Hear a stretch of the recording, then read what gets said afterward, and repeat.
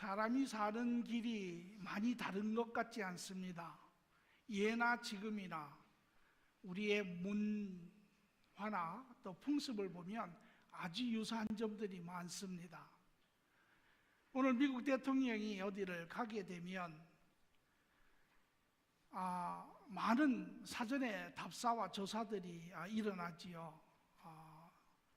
미국에 우리가 이야기하는 그 시크릿 에이전트라고 하는 그런 FBI 사람들이라든지 아니면 각 지역의 경찰관이라든지 이런 사람들이 대통령이 가는 그 여정을 미리 파악하고 그 방향들을 미리 가서 조사를 하지요. 그리고 그곳에 혹시 위험한 것이나 없나, 또 어떻게 하면 대통령이 잘 그 여정을 마치고 목적을 달성하고 돌아올 수 있을까, 그런 것처럼 예전에도 별로 다르지 않은 것 같습니다. 예전에 왕이 행차를 하게 되면 그 앞에 꼭 먼저 달려나가는 사람이 있습니다. 이 앞에 가는 사람은 두 가지의 일을 하는데, 하나는 왕의 행차를 선포합니다. 그래서 우리 사극 보면 그러죠. 비켜거라 그렇게 이야기를 하죠. 왕이 나가신다 그렇게 이야기를 해요. 그 후에 이 사람의 사역은 왕의 행차를 알리는 것뿐만 아니라 또 하나의 아주 중요한 사명이 있습니다. 그것이 무엇이냐면, 옛날 길은 지금 길같이 그렇게 길이 평탄하게 잘 이렇게 길이 상태가 좋지가 않지요. 어떤 데는 또 숲속으로 산속으로 이런 길을 가다 보면 높은 길도 있고 꺼진 길도 있고 험한 길도 있고, 그러면 이들이 가서 그 망가진 길들을 이렇게 메꾸고 하여서 그 길을 평탄하게 왕이 지나갈 수 있도록, 그래서 왕의 목적을 잘 이룰 수 있도록 하는 그러한 일을 감당을 합니다. 오늘 여러분과 제가 보고자 하는 부분도 왕의 예수 그리스도가 이 땅에 오시기 전에 이 왕의 행차를 준비하는 자가 있습니다. 그리고 저는 바라기는 이제 이 시대에 사는 여러분과 제가 다시 오시는 예수님의 그 길을 준비하는 사람들이 되기를 간절히 축원합니다. 오늘 본문의 말씀은 마태복음 2장 19절에서 3장 10절의 말씀을 같이 보도록 하겠습니다.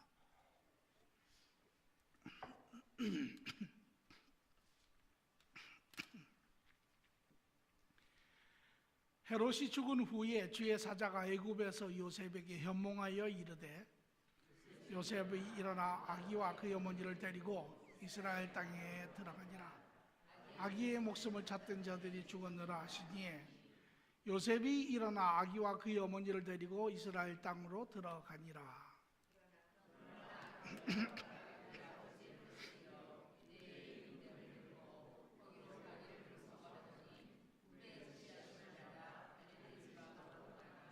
나사렛이라 동네에 가서 사니, 이는 선지자로 하신 말씀이 나사렛 사람이라 칭하리라 하심을 이루려 함이러라.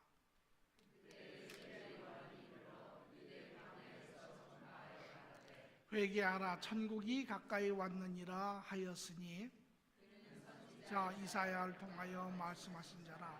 일러스되, 광야에 외치는 자의 소리가 있어 이르되, 너희는 주의 길을 준비하라, 그가 오실 길을 곧게 하라 하였느니라. 이 요한은 낙타털을 입고 허리에 가죽띠를 띠고 음식은 메뚜기와 석청이었더라. 이때에 예루살렘과 온 유다와 요단강 사방에서 다 그에게 나와 자기들의 죄를 자복하고 요단강에서 그에게 세례를 받으니,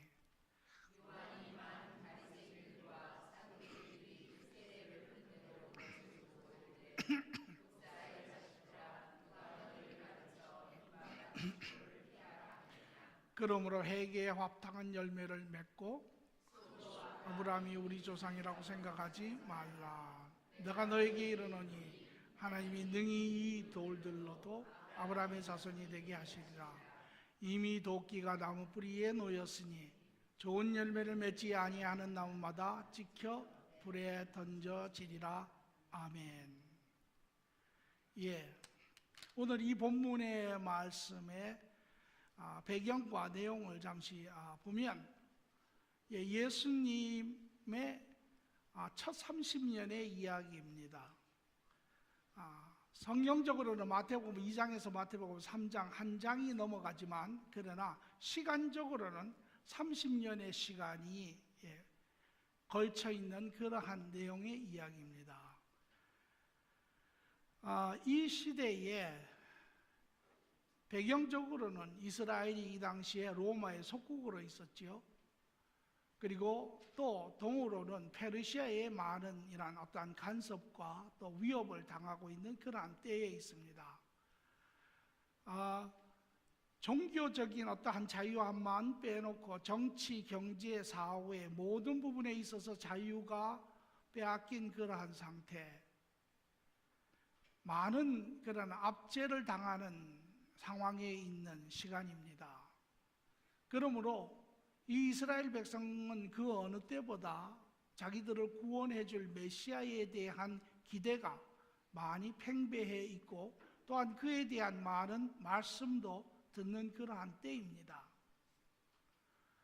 그러는 때에 마침내 이제 때가 되어 예수님께서 이 땅에 오시고 그럼에도 불구하고 그들은 예수님을 알지도 못하였거니와 이제 하나님의 특별한 계시로 그들이 알았지만 그러나 영접하기를 원치 아니하는 것을 우리가 보았습니다.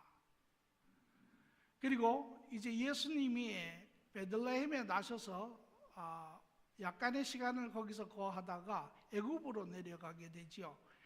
애굽에서 얼마 거하였는지는 정확히는 알 수 없습니다. 그러나 오늘 보니까 요셉과 마리아에게 꿈에 하나님께서 현몽하여 이제 너에게로 원위치로 돌아가라라고 하였는데 헤롯 왕의 아들이 다시 왕이 되었으면 이것을 두려워하여서 베들레헴으로 돌아가기를 두려워하고 오히려 그들이 살았던 갈릴리 나사렛이라고 하는 동네로 가게 됩니다. 그때 나사렛이라고 하는 그 지역에는 또 다른 하나의 아이가 있었는데 바로 세례 요한입니다. 세례 요한은 스가랴라고 하는 제사장의 아버지와 엘리사벳이라고 하는 여인, 경건한 여인 사이에 아주 늦게 난 늦둥이의 아들이지요. 이 엘리사벳은 마리아, 예수 그리스도의 어머니 되는 마리아와 사촌 관계입니다.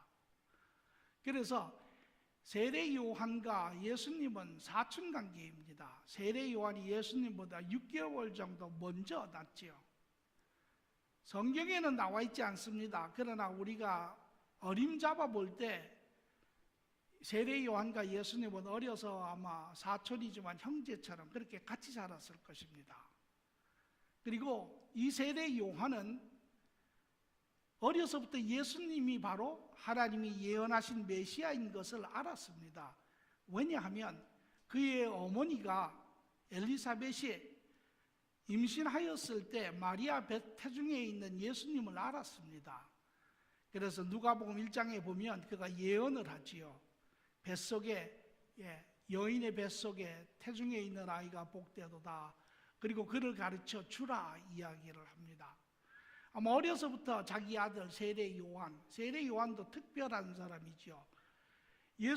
오실 예수님을 준비하는 선두주자입니다. 마지막 선지자입니다. 그래서 누구보다도 예수님에 대해서 잘 아는 그러나 어머니에게 들은 그 지식은 간접적인 것입니다. 그 간접적인 지식이 온전한 자기의 확신으로 변하는 것은 예수님을 요단강에서 세례 준 후에 하나님께서 그에게 예언하신 것처럼 성령이 비둘기처럼 임하고 하늘에 하나님의 소리가 있는 그 자를 확인하고 그때서야 비로소 확실히 그가 메시아인 것을 알게 됩니다. 이러한 정황이지요. 그러다가 이제 세례 요한이 정확히 언제인지는 알 수 없습니다. 이스라엘에서는 13살이 되면 성인식을 하지요. 그래서 아마 성인식을 즈음하여 아니면 그 후일 수도 있습니다. 세례 요한은 자기의 길을 갑니다. 나실인 세상을 등지고 이제 온전히 나실인 하나님의 세운 자의 삶을 갑니다. 그리고 그의 이러한 삶 때문에 그는 예수님의 선주주자로서의 이 세상에 대해서 아주 담대하게 하나님의 말씀을 증거할 수 있는 자가 됩니다. 예수님은 30년을 묵묵히 기다리세요. 예수님은 자기가 누구이신지를 압니다. 예수님은 자기가 이 땅에 왜 오신지도 압니다. 그런데 첫 30년은 아무것도 행하지 아니하시고 기다리세요. 언제까지? 아버지의 때가 될 때까지. 그리고 30년은 자기의 양부인 요셉의 직업을 쫓아 몫으로서 30년을 그냥 삽니다. 그리고 때가 되어가매 이제 세례 요한이 광야에서 나와 요단강이 한 60마일 정도 되는데 요단강 남쪽 사해 북쪽에서 세례 요한이 이제 이스라엘을 향해서 외치기 시작을 합니다. 담대하게 외칩니다. 상황을 보지 않습니다. 여건을 보지 않습니다. 종교 지도자들을 보지 않습니다. 삶을 보지 않습니다. 그리고 외칩니다.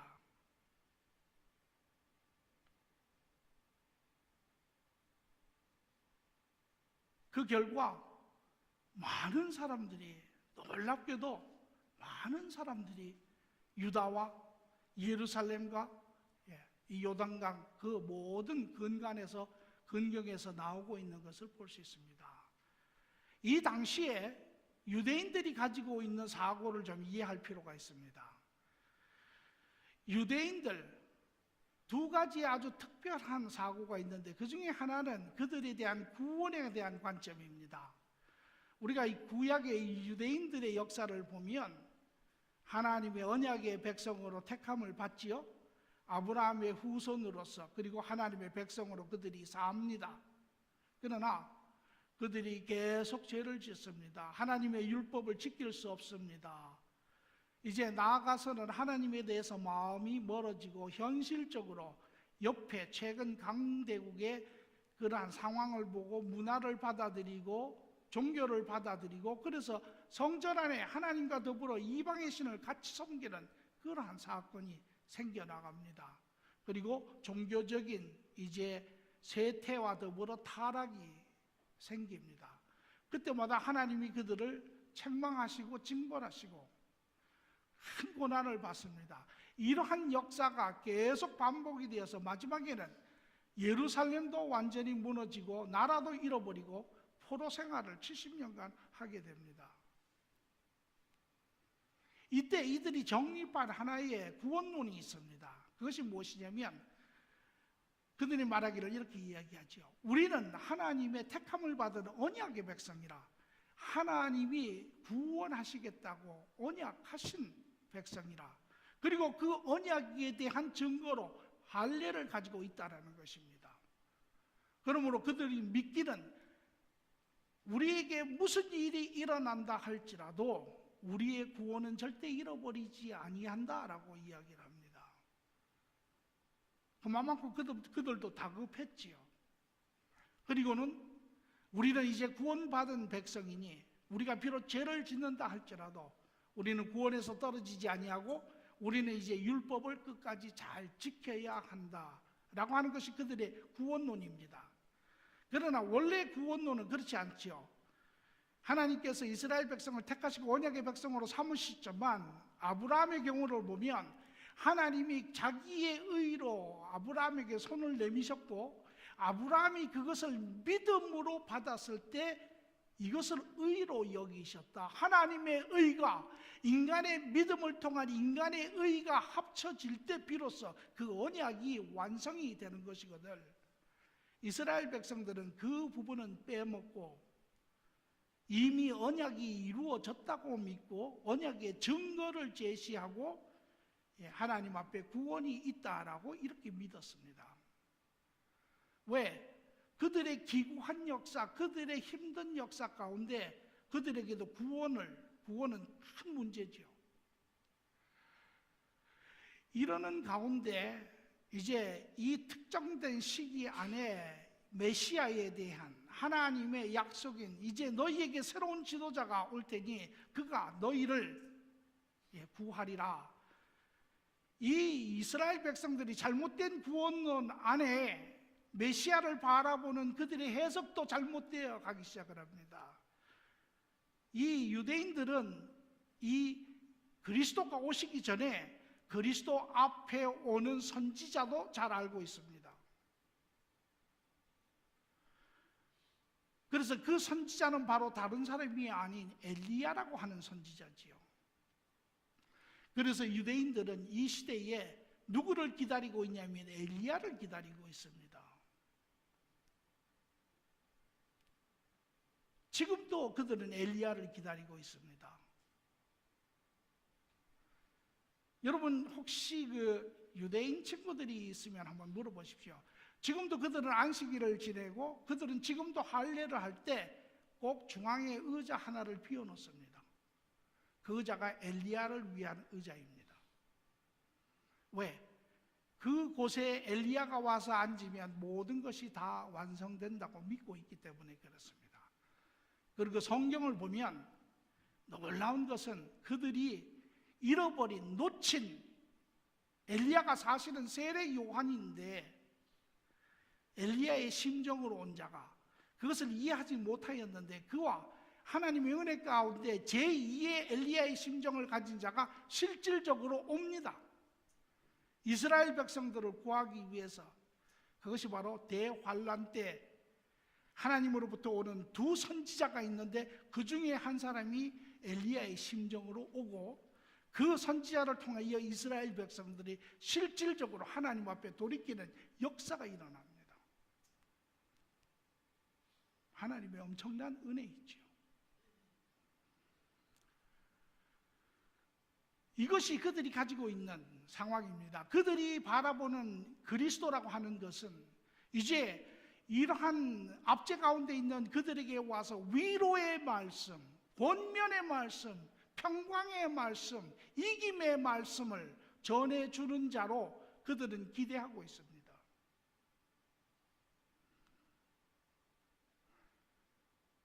이러한 상황 가운데 드디어 하나님의 때가 되어서 하나님의 계획 가운데 하나님의 선지자인 세례 요한과 그리스도가 이스라엘 백성들에게 다가오고 있습니다. 오늘 본문의 말씀을 보니까 그는 선지자 이사야를 통하여 말씀하신 자라. 일러스되 광야에 외치는 자의 소리가 있어 이르되 너희는 주의 길을 준비하라. 그가 오실 길을 곧게 하라 하였느니라. 이사야 40장 1절에서 5절에 나오는 말씀입니다. 광야에 외치는 자, 왕 앞에 나아가 왕의 길을 준비하는 자, 그가 바로 예수님 앞에 오는 선지자 세례 요한입니다. 세례 요한은 이 자기의 위치와 자기의 직분과 자기의 역할을 잘 아는 자입니다. 세례 요한이 왔을 때 이스라엘 백성들이 종교 지도자들이 묻습니다. 네가 엘리야냐? 라고 묻습니다.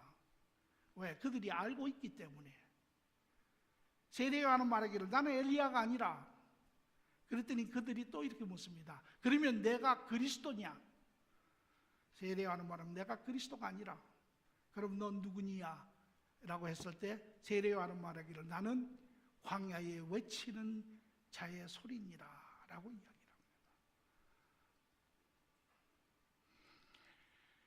하나님은 요한을 선두주자로 보내 왕의 백성을 준비시키십니다. 왕이 오셨지만 왕을 알지도 못하고 하나님의 계시로 그들에게 알게 하였지만 그들은 영접하기를 원치 아니합니다. 왜? 그들의 죄가 드러나기를 두려워하여서, 그들의 수치, 그들의 치부가 드러나는 것을 두려워하였기 때문에 그들은 왕을 원치 않았습니다. 그럼에도 불구하고 하나님은 그의 이러한 백성들을 포기하지 아니하고 세례 요한을 보내어 그의 백성들을 준비하시는 것을 우리가 볼 수 있습니다. 하나님의 참 크신 은혜지요.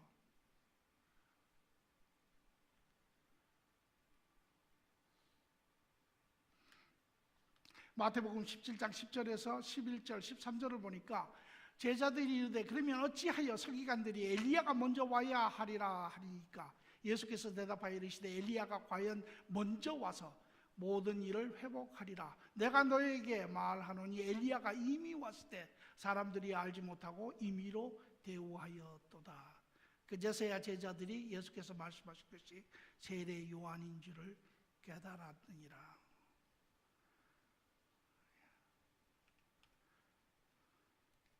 이 부분은 이스라엘의 구약인 말라기 4장 5절의 말씀과도 일치합니다.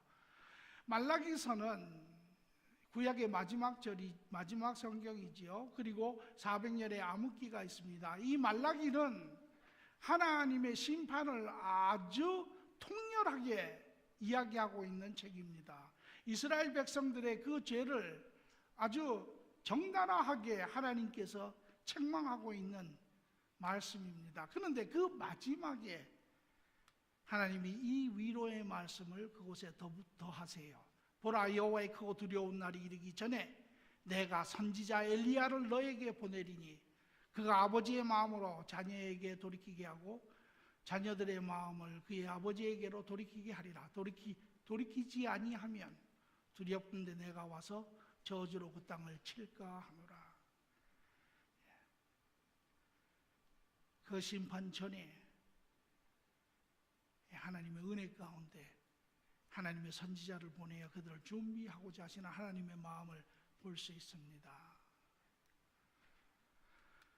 그리고 누가복음 1장 17절에 보니까 가브리엘 천사장이 스가랴에게 와서 아들을 주며 세례 요한이 나기 전에 이러한 예언을 하지요. 그가 또 엘리야의 심령과 능력으로 주 앞에서 먼저 와서 아버지의 마음을 자식에게 거스르는 자를 의인의 슬기로 돌아오게 하고 주를 위하여 세운 백성을 준비하리라. 세례 요한의 이야기입니다. 어떻게 세례 요한은 사람들을 준비시킵니까? 그때 세례 요한이 이르되 유다 광야에서 전파하여 말하되 회개하라 천국이 가까이 왔느니라 하였으니 담대합니다. 물론 그의 담대함이 결국은 그의 죽음으로 세상에 그러한 불의가 부딪혀 그를 죽음으로 끌고 가지만 그러나 그는 바른 하나님의 말씀을 전하는 자의 모습입니다. 천국이 가까이 왔음을 인지시킵니다. 천국, 어떤 영역적인 개념적인 그러한 여러 가지 의미가 있지만 여기서는 그러한 영역적인 지역적인 그러한 개념보다도 예수님의 다스리심, 이제 천국의 왕이신 예수님께서 이 땅에 오시고 그의 다스림이 이제 시작이 되죠. 그러나 사실은 그의 오심이 시작이고 끝입니다. 그의 오심이 모든 것을 심판하고 계시는 것을 볼 수 있습니다. 예수님께서 말씀하시기에 너희가 알지 못하느냐 내게 세상을 심판하는 권한이 있느니라. 마지막 때, 세상의 마지막 때 모든 사람이 심판대에 죄인들이 섰을 때 그들의 죄, 물론 개개인이 행한 모든 죄 하나하나 부분이 이제 마치 자기 입으로 실토한다라는 것입니다. 자기가 멈출 수 없고 자기 입이 자기의 모든 죄를 하나님 앞에 고하는데, 그러나 그 모든 것을 모아서 심판의 가장 기준점은 무엇이냐면 예수 그리스도를 믿으면 그 안에 죄 사함으로 인하여 심판이 없으되, 그러나 예수 그리스도를 믿지 아니함으로 인하여 그 안에 심판이 있다라는 것입니다. 세상 사람들에게 예수 그리스도가 심판의 기준이라면 어불성설지요. 말이 안 됩니다. 그 사람이 무엇이기에? 그러나 예수 그리스도가 심판이 될 수 있는 것은 그분이 세상의 모든 사람들의 죄를 위하여 돌아가신 분이기 때문에 그렇습니다. 그분의 죽음이 헛되이 되는 것, 그것이 심판의 기준점입니다. 천국이 가까이 왔다고 세례 요한은 이야기를 하고 있죠. 그리고 말하기를 회개에 합당한 열매를 맺으라고 죄를 회개케 합니다. 놀라운 이야기입니다. 죄를 회개하라고 외쳤는데 엄청난 사람들이 예루살렘에서 유다에서 요단강에서 몰려왔습니다. 그리고 그 결과로 물 세례를 받았습니다.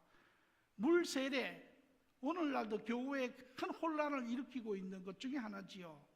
물 세례, 많은 분들이 제가 직접 경험한 것도 하는데, 물 세례를 받았으니 우리에게는 구원이 있다라고 이야기를 해서 큰 논쟁이 있었습니다.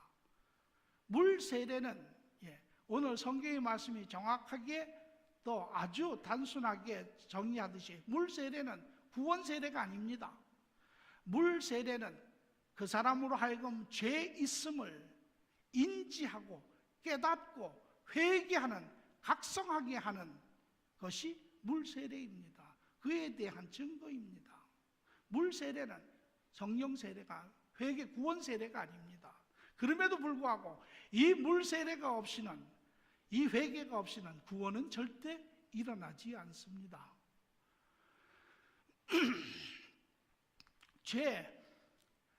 저는 이 말씀을 준비하며 아주 오랜 시간을 이 부분에 이렇게 묵상을 해봤습니다. 왜? 여러분, 오늘 교회 가시면 죄를 회개하라라고 하는 설교 여러분 들어보신 적 있습니까? 제가 아는 목사님, 60년대 목사님이신데 그분이 평생을 회개하라라고 하는 제목으로 설교를 하시다가 가신 분이에요. 제가 곰곰이 생각했습니다. 무엇이 오늘 이러한 선포되는 말씀의 내용을 바꾸어 놨을까? 왜 오늘 교회는 회개하라라고 하는 이야기를 하지 않을까? 오늘 교회를 세우는 법, 어느 교단에서는 교회를 개척하면 책을 준다고 해요. 그러면 그 교회, 그 아래 교회를 세우는 법이 있답니다. 교회는 프리웨이에서 2마일 안에 세워야 한다. 교회는 어디에서 젊은 층이 몇 프로 이상 되는데 세워야 한다. 이런 책을 준다고 해요. 그런데 세례 요한은 광야 한가운데 요단강에서 그것도 죄를 외쳤는데 이스라엘 전 국민이 나오다시피 했습니다. 왜 오늘 죄를 하지 않을까요? 왜 세례 요한은 죄를 외쳐야 할까요? 사실은 이것이 전부입니다. 하나님의 은혜, 우리가 이야기하지만 죄를 모르면 은혜 이해 못합니다. 오늘 왜 교회 안에 복음이 희석이 되었네, 거짓 복음이네, 가짜 복음이네, 복음은 한 복음인데 왜 그런 이야기를 합니까?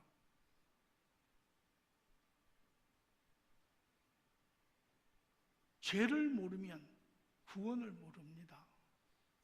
오늘 이것이 교회가 가지고 있는 가장 큰 문제가 아닌가, 저는 그렇게 생각합니다. 죄가 무엇입니까? 여러분, 죄가 무엇이라고 생각하십니까? 여러분이 어제 행하신 빨간불 지나간 거 죄입니까? 여러분이 어제 물건 살 때 거슬럼돈 줬는데 5불이 더 들어왔는데 그냥 가지고 온 거 죄입니까? 죄의 한 부분이겠죠. 그러나 죄는 그것보다 더 큰 것입니다. 죄는 우리 마음에 거역하는 마음입니다. 우리 마음에 불순종하는 마음입니다. 우리 마음에 옳은 것을 알면서도 옳은 길을 가지 않는 것입니다. 죄는 우리 마음에 틀린 길을 알면서도 가는 것입니다. 그것이 죄입니다. 그리고 그 안에서 출생한 모든 삶의 행위들, 죄입니다. 왜? 예수님이 왜 오셨습니까? 죄 때문에 오셨습니다. 그분이 오신 것을 우리가 이해하려면 우리의 죄를 철저하게 알아야 합니다. 죄 아무것도 아닌 것 같지요. 그러나 죄는 모든 것을 망가뜨립니다. 오늘 세상이 이렇게 된 것 죄 때문에 그렇습니다. 죄는 나만 망가뜨리는 거 아닙니다. 여러분, 죄 지으면 제일 먼저 망가지는 게 납니다. 그리고 그 안에 죄책감에 갇히고 죄의 불안, 죄의 두려움, 제일 먼저 망가지는 것이 납니다. 두 번째로 망가지는 것이 누구입니까? 주위에 가까운 사람입니다. 왜? 죄가 있으면, 두렵고 두려우면, 감추고 감추면 밀어냅니다. 이 죄, 우리의 모든 삶이 망가졌습니다. 사랑하는 자들에게도 미안하다라고 이야기하지 않습니다. 오늘 그 가운데, 고통 가운데 사는 게 죄지요. 이 죄가 하나님과 관계를 끊었습니다. 하나님이 우리를 사랑 가운데 지으셨고 우리를 사랑하셔서 그의 모든 것으로 축복하시기를 원하신 그분, 그러나 우리가 그분을 거역하고 그분을 불순종함으로 말미암아 그분과 관계가 끊어지고 그분을 잃어버리고 산 우리, 모든 것이 다 망가졌습니다. 이게 죄입니다. 세상에서 가르치는 죄로 인하여 맺어진 열매를 보여주며 죄라고 하는 것, 그거는 빙산의 일각에 지나지 않습니다. 이 죄의 문제가 해결되지 아니하면 이 죄에 속한 인간이 사는 한 세상은 타락할 수밖에 없습니다. 왜? 인간이 세상의 중심에 있기 때문에 그렇습니다. 이 죄의 문제, 이것이 가장 근본적인 문제입니다. 이 문제가 해결되지 않으면 부부관계 해결되지 않습니다. 이 문제 해결되지 않으면 부모 자녀 관계 해결되지 않습니다. 이 문제 해결되지 않으면 국가 간의 문제 해결되지 않습니다. 이 문제 해결되지 않으면 성도 간의 문제, 관계 해결되지 않습니다.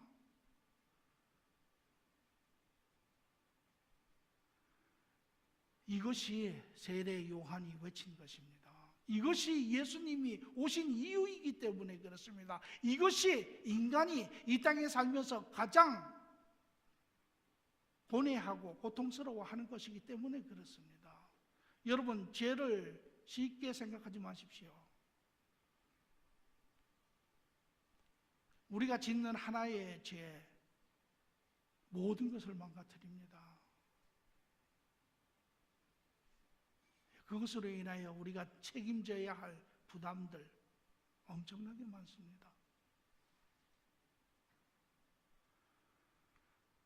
예수님께서는 이러한 죄 가운데 얽매여 있는, 벗어날 수 없는, 허덕이는 우리를 자유케 하시고 구원케 하시기 위해서 오신 분이죠. 이것을 준비하는 자가 세례 요한입니다. 종교 지도자들 여전히 예수님께 오기를 거부합니다. 속으로 세례 요한이 말하기를 속으로 아브라함이 조상이라고, 우리의 조상이라고 생각하지 말라. 내가 너에게 이르노니 하나님이 능히 이 돌들로 아브라함의 자손이 되게 하시리라. 이미 도끼가 나무 뿌리에 놓였으니 좋은 열매를 맺지 아니하는 자는 나무마다 지켜 불에 던져지리라. 바리새인들이, 사두개인들이, 종교 지도자들이 요단강에 세례 요한을 보러 옵니다. 엄청난 줄이 서 있습니다. 많은 사람들이 회개하고 세례를 받습니다. 이들이 무엇을 하나 보러 왔습니다. 그런데 세례 요한이 그의 마음을 알고 이야기하기를 너희는 아브라함의 후손이라 하여 너희에게 구원이 있다 하나 너희에게는 실상 구원이 없느니라. 너희의 마음을 속이지 말라라는 것입니다. 그들은 그들 스스로가 구원이 있다고 믿으려고 애를 쓰고 그들이 율법을 지켜 하나님의 사람을 증명하려고 하지만 그러나 그들은 할 수 없는 자신을 압니다. 그래서 예수님은 그들을 가르쳐 위선자라고, 속과 겉이 다르다고, 너희의 속을 보라고,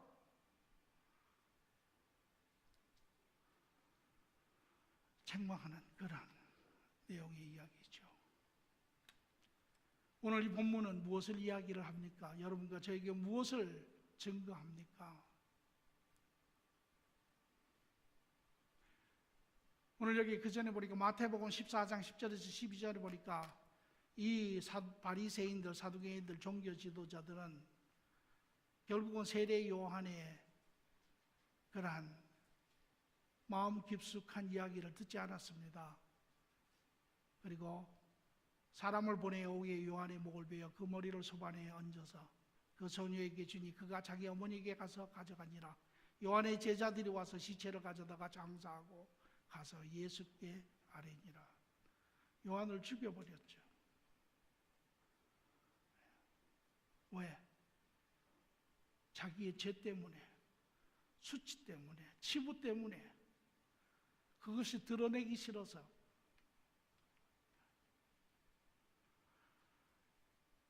오늘 이 성경을 통하여 여러분과 저의 고백은 바로 왕이신 예수님은 이스라엘의 바로 메시아시고 여러분과 저의 구세주입니다.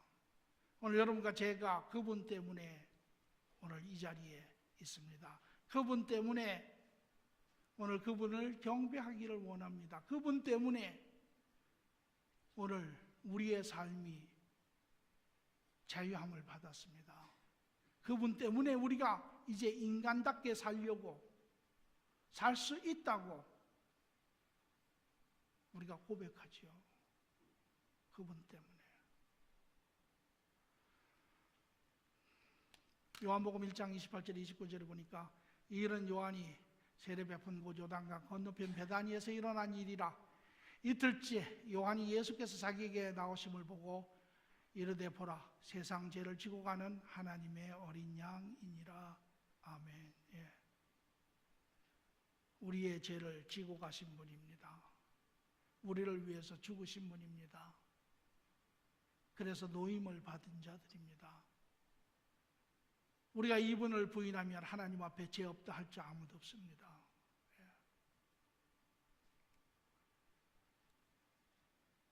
우리 삶 속에 우리는 어떠한 부분들을 생각해 보아야 합니까? 여러분, 예수님과의 관계는 죄의 회개에서 시작됩니다.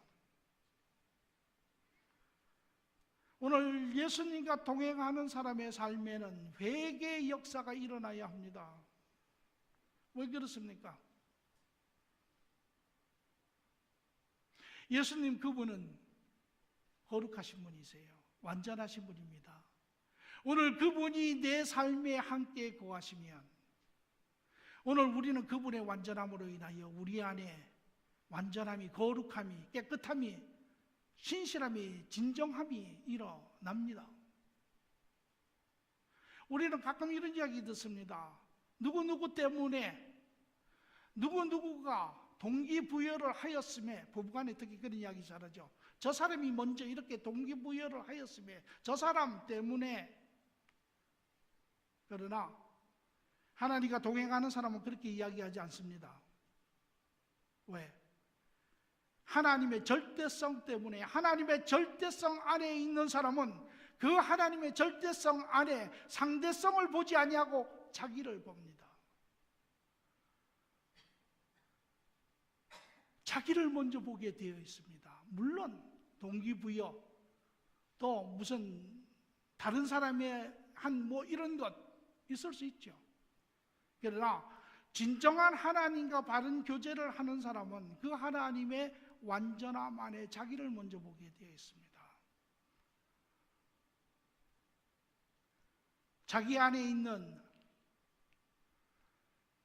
허역하는 자기의 심령을 먼저 보게 되어 있습니다.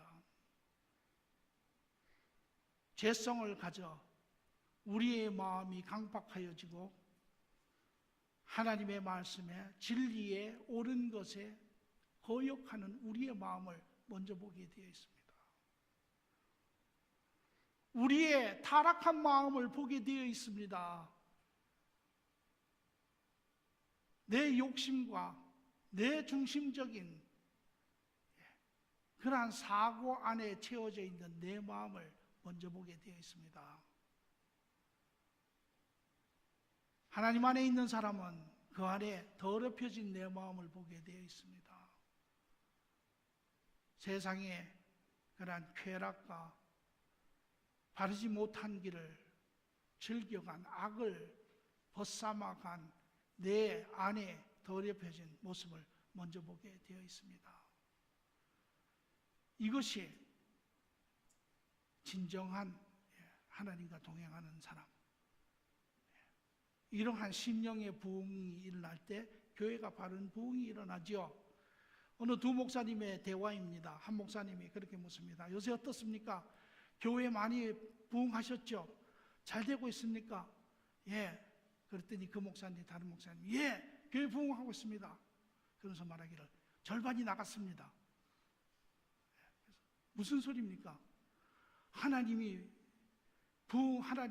타치하시고 교인들이 살아가니까 쭉쟁이인 사람들은 다 나갔습니다. 맞습니다. 그거 부흥 맞습니다.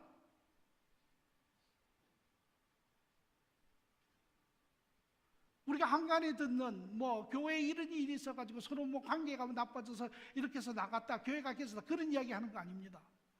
그러나 바른 하나님의 부흥이 일어나면, 심령의 부흥이 일어나면 하나님을 거역하는 삶, 바리새인들과 같이 하나님의 그러한 바른 마음을 받아들이지 않는 사람들 견뎌내지 못합니다.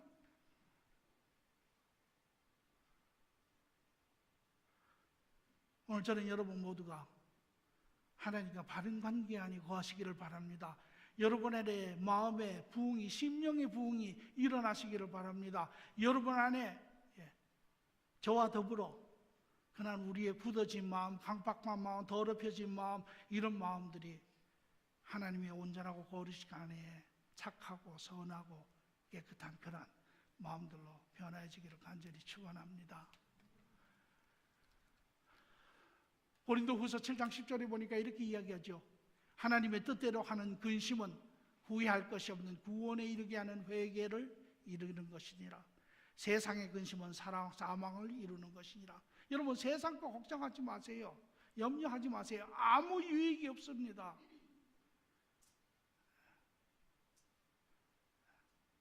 그러나 여러분 안에 여러분의 그러한 죄로 인하여 생기는 그러한 근심, 거룩한 부담, 여러분 하세요. 하나님이 그런 마음을 주시면 피하지 마세요. 도망가지 마세요. 숨지 마세요. 그리고 하나님 안에 여러분의 마음을 보세요. 왜? 하나님이 여러분의 마음을 씻기 위해 하신 것입니다.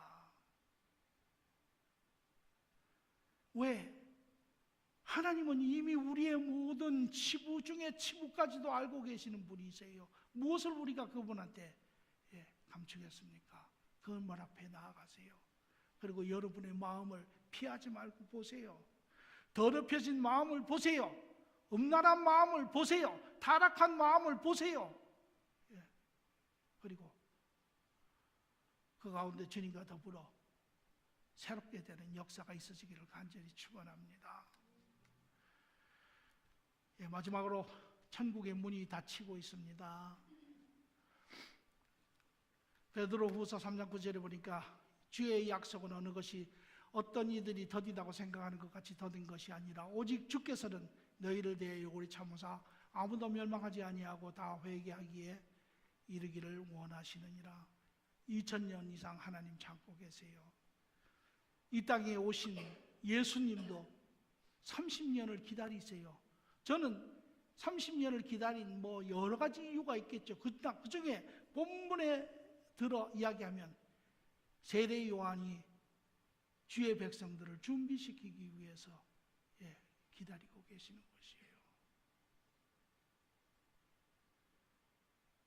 오늘 우리 하나님과 동행하는 자들,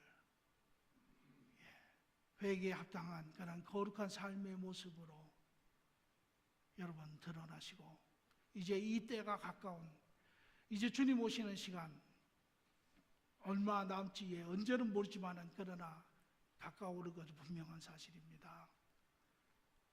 회개의 거룩한 삶으로 마지막 때에 예수의 오심을 증거하시고 자랑하시고 소리치시는 분들이 되기를 간절히 축원합니다. 좋으신 주님 감사합니다. 이 시대에 주의 은혜를 하나님 모든 자들이 있기를 원합니다. 그러나 주의 은혜를 잊기 위하여 우리는 죄의 회개를 우리 스스로 하며 합당한 삶의 열매를 맺으며 세상 가운데 다가가는 자 되게 하여 주시옵소서. 이제 우리의 연약하고 우리의 넘어지고 우리의 죄진 부분까지도 하나님 앞에 고백하고 사람들 앞에 고백하여서 하나님 어두움이 빛으로 드러나 그들에게도 소망이 되게 하시고 위로가 되게 하시고